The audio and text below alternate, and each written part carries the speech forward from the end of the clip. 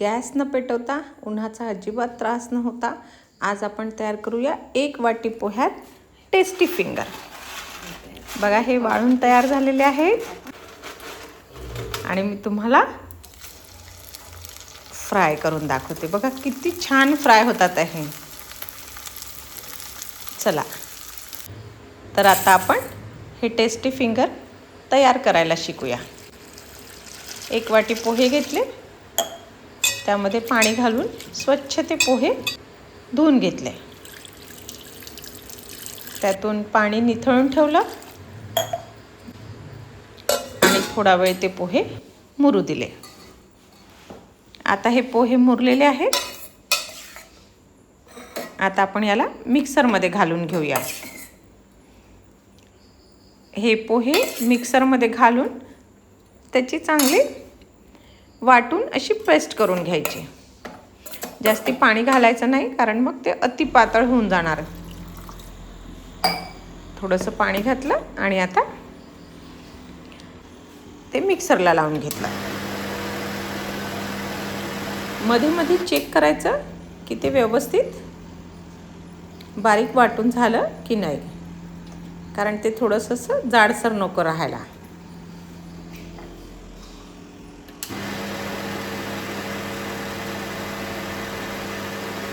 आता हे आपलं वाटून झालेलं आहे. व्यवस्थित वाटून झालं, त्याला आपण काढून घेऊ.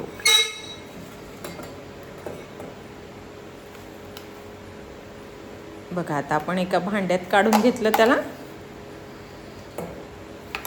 आणि त्यामध्ये आपण आपल्याला हवे ते मसाले घालू शकतो. मिक्सर धुवून थोडं पाणी घातलं मी त्यात.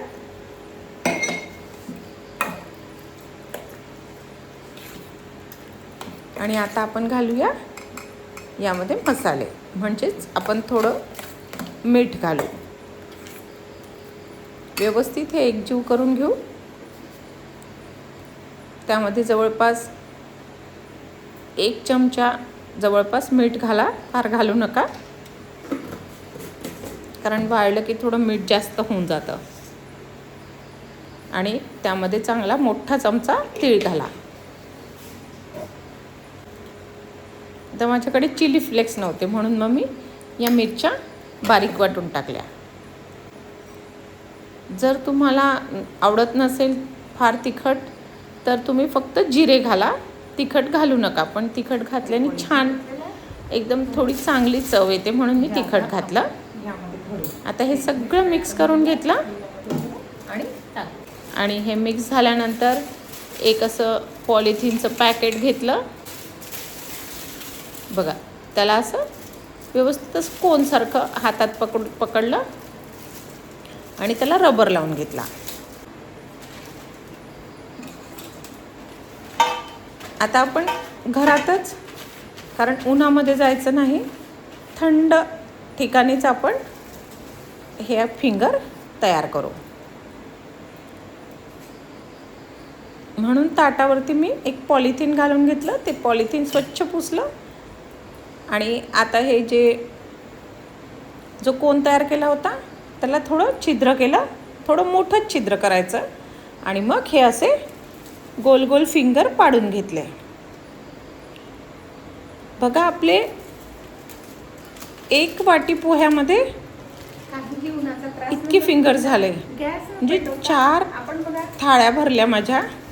किती छान असे तयार केलेले आहे. आणि आणखी 1 वाटी याच्यात आणखी एवढं 2 थाळ्या झाल्यावरही आपलं मिश्रण बाकीच आहे. अशा आपल्या 4-5 थाळ्या झाल्या, 5. तर अशा या 5 थाळ्या मग मी कारवर नेऊन वाळत घातल्या. आज त्या वाळल्या आणि मी लगेच ऑफिसमधून आल्याबरोबर पहिले तळायचा प्रयत्न केला, कारण कशा झाल्या हेच खूप मला वाटत होतं. आणि अतिशय चांगल्या खुसखुशीत अशा या तयार झाल्या. तुम्ही देखील ट्राय करा.